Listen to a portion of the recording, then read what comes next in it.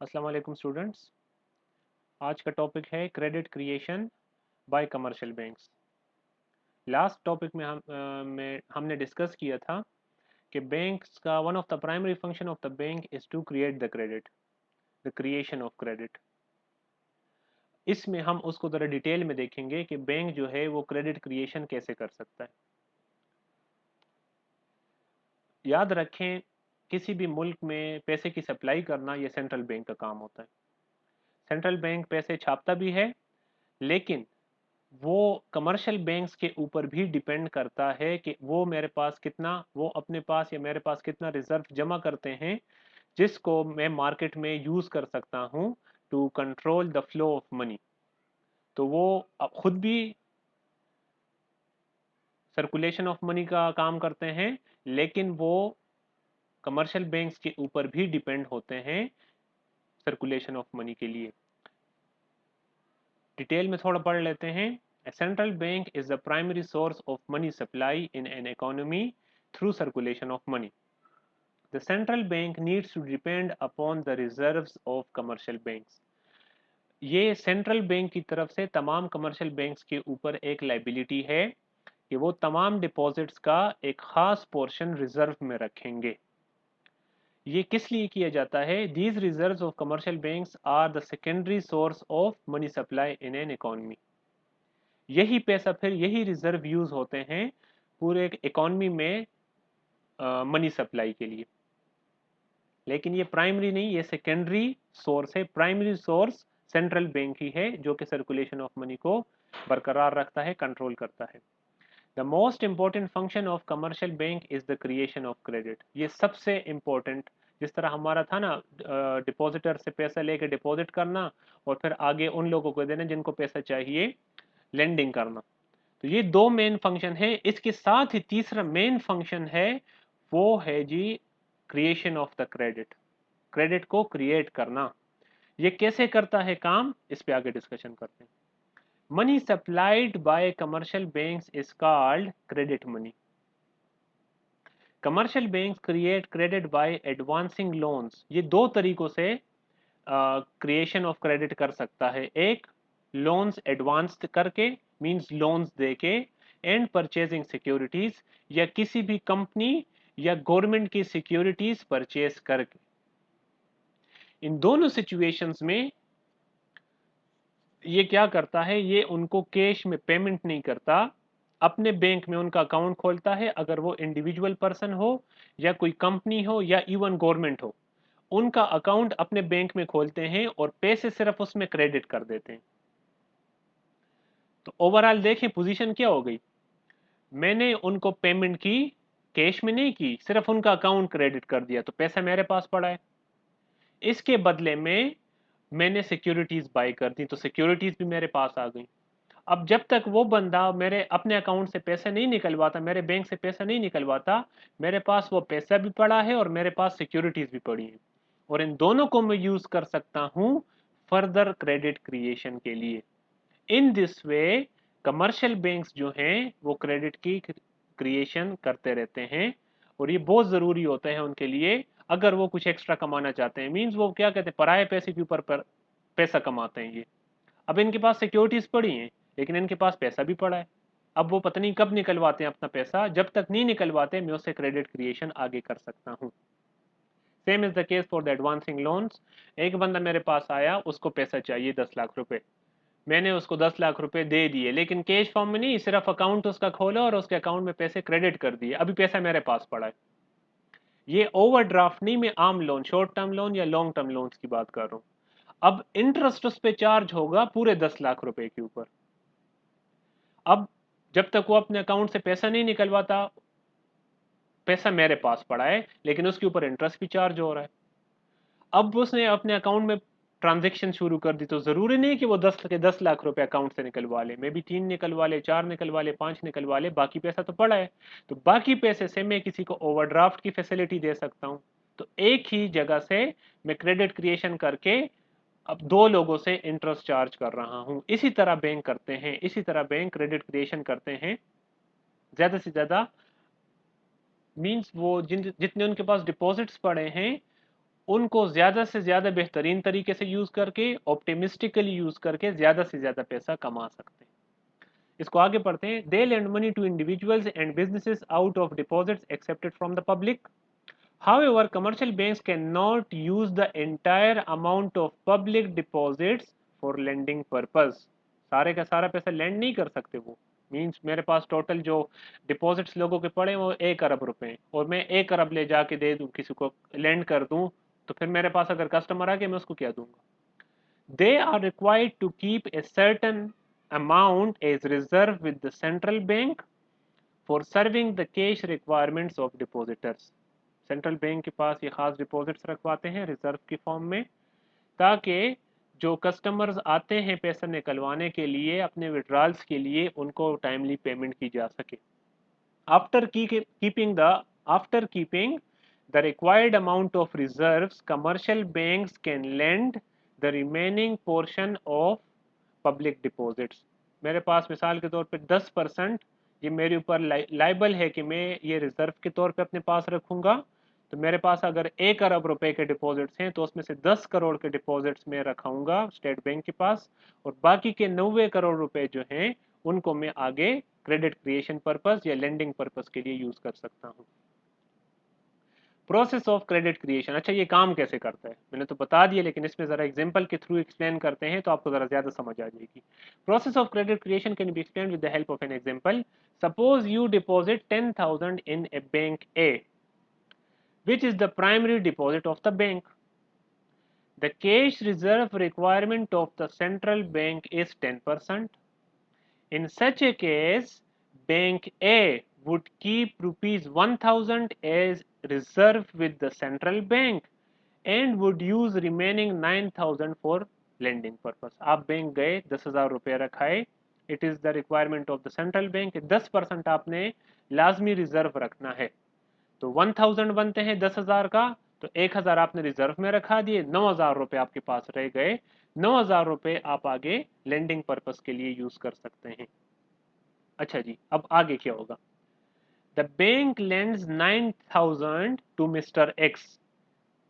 देखें पार्टीज शामिल हैं इसमें, एक मैं हो गया, आई एम द डिपॉजिटर, मैंने बैंक में 10,000 रुपए रखाए।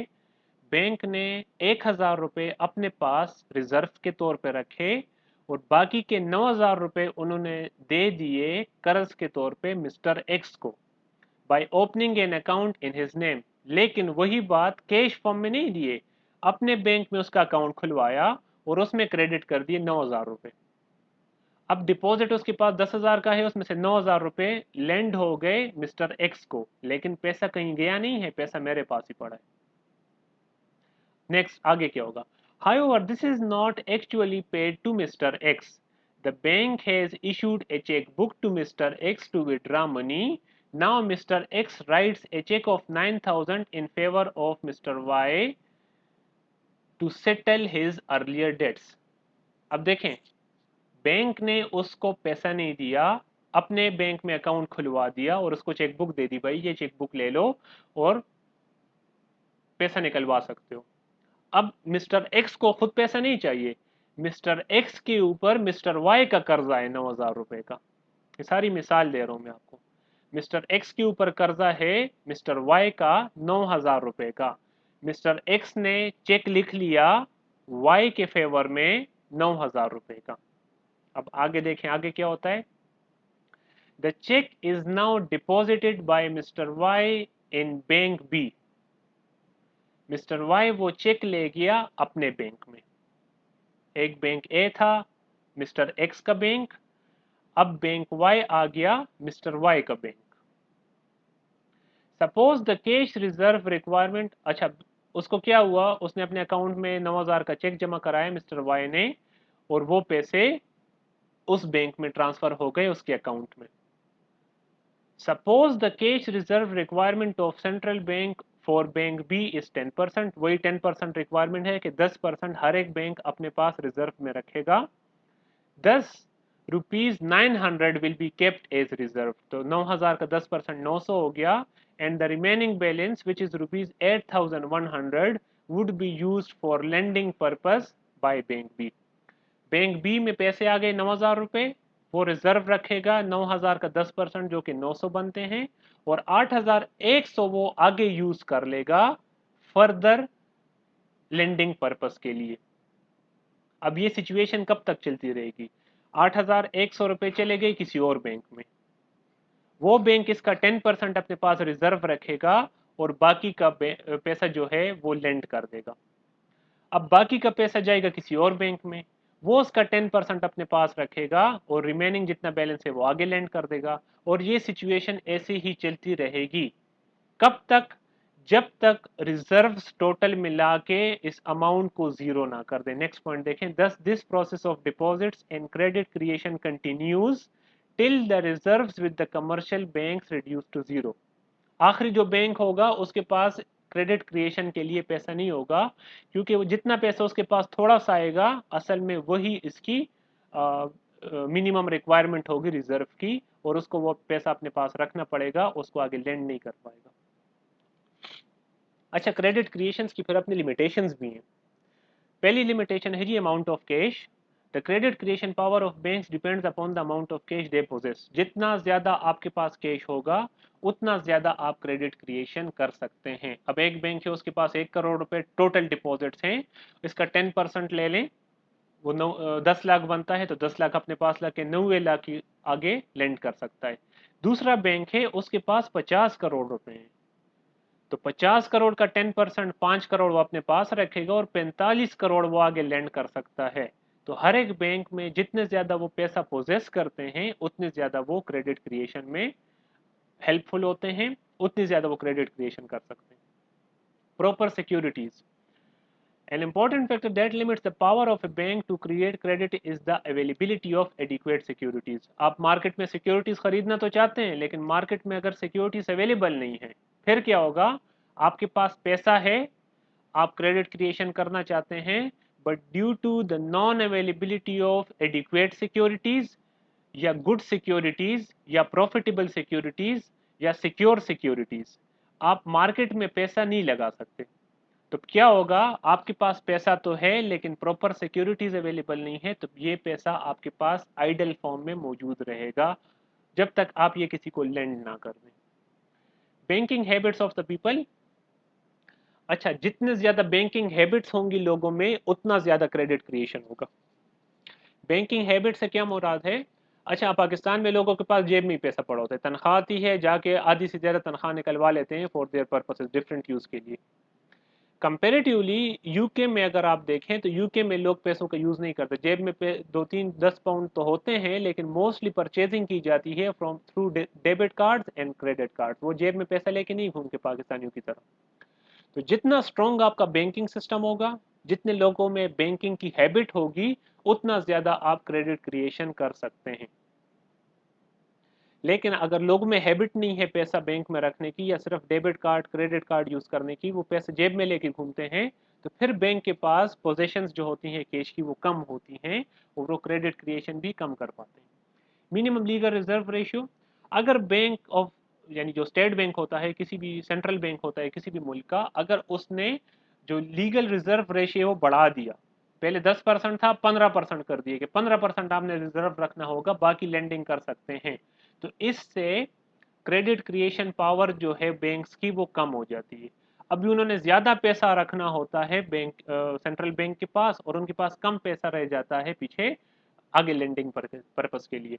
लेकिन अगर पहले 10% था और अभी स्टेट बैंक ने नोट किया कि मार्केट में ज्यादा पैसे की जरूरत है, ज्यादा पैसा आए, ज्यादा क्रेडिट्स हों ताकि बिजनेसेस फ्लोरिश करें, तो वो क्या करते हैं, वो कमर्शियल बैंक्स को कहते हैं कि अभी आप 5% रिजर्व रखा सकते हैं, बाकी आप लेंड कर सकते हैं। तो अभी बैंक के पास 95% या ज्यादा, अभी आप देखें कंपेरेटिवली ज्यादा पैसा होता है आगे लेंडिंग पर्पस के लिए, और वो क्रेडिट क्रिएशन भी ज्यादा कर सकते हैं। लीकेजेस।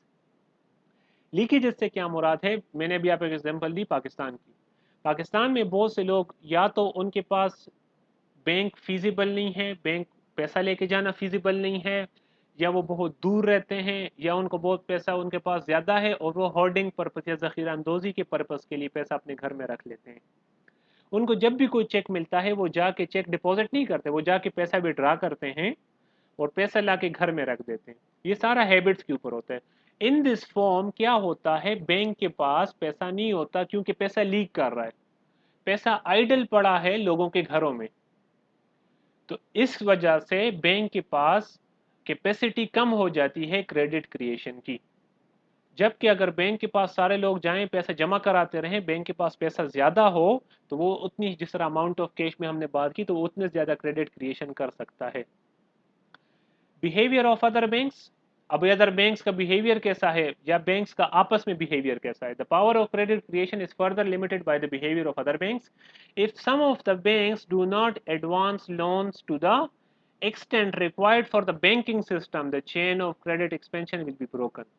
अभी कुछ बैंक्स हैं, जिस तरह हमने पीछे एग्जाम्पल के थ्रू मैंने आपको डिस्कस किया कि होता क्या है क्रेडिट क्रिएशन। अभी इसको एक और सेंस में लेते हैं। एक बैंक जिसके पास पैसा अवेलेबल है लेकिन वो कुछ किसी और पर्पसेस में वो पैसा लगा रहा है, अदर देन लोन्स, किसी और पर्पसेस में पैसे लगा रहा है, या जमीनें खरीद रहा है, या उस पर बिल्डिंग्स बना के आगे बेचना चाह रहा है, मीन्स लॉन्ग टर्म की प्लानिंग है, या कोई भी प्लानिंग उसने की हुई है, लेकिन वो लेंडिंग भी नहीं कर रहा। जब लेंडिंग नहीं करेगा तो मार्केट में लेंडिंग अगर कम होगी तो चेक्स की, जिस तरह पीछे एग्जाम्पल में मैंने बताया आपको, चेक्स की ट्रांसफर या पैसे की ट्रांसफरिंग कम होगी, पैसे की ट्रांसफरिंग कम होगी, लेंडिंग नहीं होगी, तो जो चेन चलती आ रही है वो ब्रोक हो जाएगी, वो टूट जाएगी बीच में ही, इट विल ब्रेक। तो ब्रेक आएगी, इसी तरह ब्रेक्स अगर आती रहेंगी तो क्रेडिट क्रिएशन अपनी ऑप्टिमम लेवल पे नहीं हो सकेगी किसी भी मुल्क में। तो ये बिहेवियर ऑफ द बैंक्स पे डिपेंड करता है कि बैंक्स जो हैं वो किस किस्म की चीज़ों में इन्वेस्ट कर रहे हैं। क्या वो लोन्स ज़्यादा दे रहे हैं, अगर लोन्स ज़्यादा दे रहे हैं तो उतनी ही ज़्यादा क्रेडिट क्रिएशन होगी। या अगर वो कुछ और बिजनेस में इन्वॉल्व हो गए हैं जिसमें लोन्स देना, उन्होंने लोन्स को प्रेफरेंस देना कम कर दिया, दूसरे बिजनेस को प्रेफरेंस देना ज़्यादा कर दिया है, तो इस सिचुएशन में फिर ये जो चेन होती है ये टूट जाती है बीच में और वो क्रेडिट क्रिएशन नहीं हो पाती। लास्ट पॉइंट है जी, credit control policy of the central bank. अच्छा, बैंक जो है, जो सेंट्रल बैंक होता है, वो मुल्क में करेंसी को कंट्रोल करने के लिए मुख्तलिफ किस्म की पॉलिसीज बनाता है, फिजिकल पॉलिसीज या मॉनेटरी पॉलिसीज बनाता है, जिसमें कमर्शियल बैंक्स को लाइबल कर दिया जाता है कि आप इतनी अमाउंट से ज़्यादा लेंड नहीं कर सकते, या इतनी अमाउंट से ज़्यादा आप किसी बिजनेस में यूज़ नहीं कर सकते, ताकि मुल्क में पैसा आना बंद हो जाए या कम हो जाए। मिसाल के तौर पर मुल्क में इन्फ्लेशन चल रहा है, पैसे की अमाउंट तो ज़्यादा है लेकिन पैसे की परचेजिंग पावर नहीं है। इस सिचुएशन में क्या होगा, प्राइसेस बढ़ेंगी। सेंट्रल बैंक ये पाबंदी लगा देता है कमर्शियल बैंक्स के ऊपर कि एक तो आप रिजर्व ज्यादा रखेंगे, 20% 25% रखेंगे, और दूसरा इंटरेस्ट रेट में भी इजाफा कर दिया जाता है। जब इंटरेस्ट रेट में इजाफा होगा तो लोग क्या करेंगे, लोग बैंकों से पैसा लेना छोड़ देंगे, बंद कर देंगे। इसके मुकाबले में लोगों के पास जो घर में पैसा पड़ा है वो भी ला के बैंक में डाल देंगे ज्यादा इंटरेस्ट के लिए। तो अल्टीमेटली क्या होगा, अच्छा जो इन्वेस्ट करना चाहते हैं वो सोने वगैरह में इन्वेस्ट कर देंगे। पैसा तो मतलब मार्केट में परचेजिंग पावर कम है पैसे में, तो वो सोना वगैरह खरीदना शुरू कर देंगे। तो इन दिस वे मार्केट से पैसा बाहर जाना शुरू हो जाएगा, मार्केट में पैसा थोड़ा रह जाएगा, जिसकी वजह से इन्फ्लेशन कंट्रोल हो जाएगा। अब दूसरी सिचुएशन ले, मुल्क में पैसा कम है, पैसा कम है, तो मुल्क में पैसे की अमाउंट को बढ़ाना होगा बैंक ने, सेंट्रल बैंक ने। तो सेंट्रल बैंक क्या करेगा, वो रिजर्व के रेशियो को कम कर देगा, वो कमर्शियल बैंक्स को ऑर्डर इशू कर देगा कि आप अभी 10% या 5% रिजर्व रखें, और इंटरेस्ट रेट भी कम कर देगा ताकि ज्यादा से ज्यादा लोग पैसा कर्ज के तौर पे लें। उसके ऊपर इंटरेस्ट रेट कम होगा तो लोग ज्यादा पैसा लेंगे, कारोबार में इन्वेस्ट करेंगे, तो कारोबार में सर्कुलेशन ऑफ मनी जो है वो ज्यादा हो जाएगी। जब ये सर्कुलेशन ऑफ मनी ज्यादा हो जाएगी तो इससे मार्केट में पैसा आना शुरू हो जाएगा और डिफ्लेशन की सिचुएशन जो है वो कंट्रोल की जा सकती है। This was the topic for today. इंशाल्लाह आगे फिर डिस्कशन ऐसी चलती रहेगी। Thank you. अल्लाह हाफिज़।